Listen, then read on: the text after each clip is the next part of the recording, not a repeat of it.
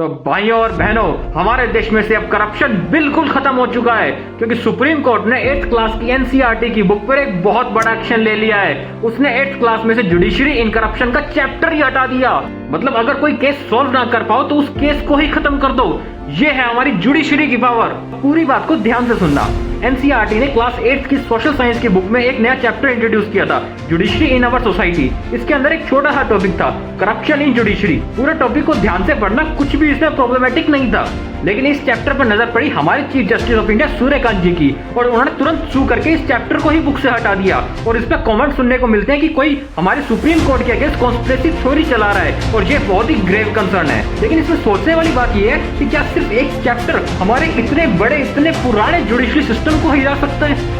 अब कुछ लोग कहते हैं कि इससे देश की जनता का जुडिशरी सिस्टम पे ट्रस्ट खत्म होगा, लेकिन इस चीज से ट्रस्ट खत्म नहीं होगा। कुछ दिन पहले हमारे ही जस्टिस सूर्यकांत वर्मा के घर पे बहुत सारा कैश मिला था, वो भी आग से जला हुआ।